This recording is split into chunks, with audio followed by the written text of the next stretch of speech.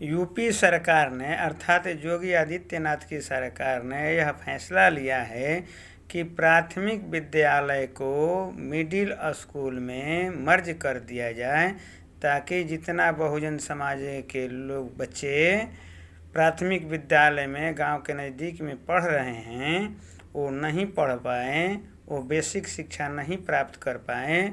अगर बेसिक शिक्षा प्राप्त नहीं कर पाएंगे तो आगे की उच्च शिक्षा नहीं कर पाएंगे।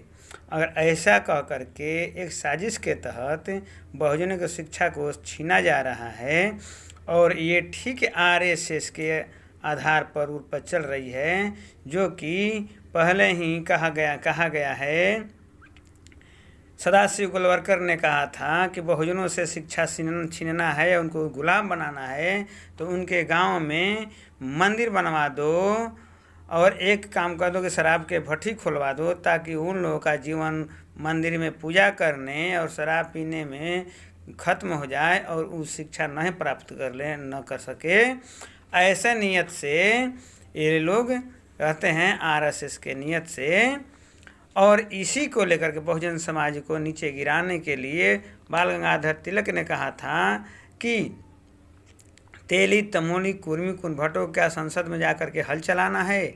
मगर हमारे बहुजन समाज पार्टी के समाज के लोग यह कभी विचार नहीं कर पाते हैं कि इन लोग के मानसिकता जो है, मनुवादी मानसिकता है जो है कहीं और है, और हम लोग को ढकेल रहे हैं पूजा पाठ अंधविश्वास में।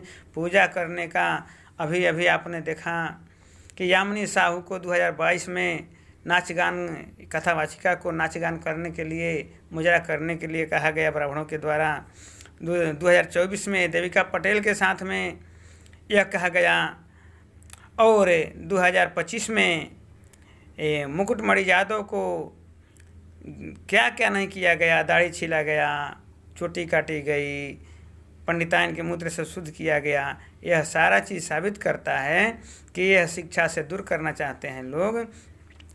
अगर हमारे चैनल आप सभी को अच्छा लगे तो लाइक करें, सब्सक्राइब करें और शेयर करें। ऐसी शिक्षा के लिए,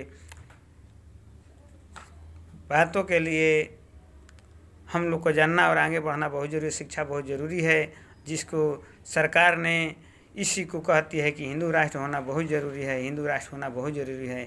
हिंदू राष्ट्र का मतलब ब्राह्मण राज अर्थात मनु स्मृति का चलाया बनाया हुआ संविधान के तहत चलेगा। ये धन्यवाद।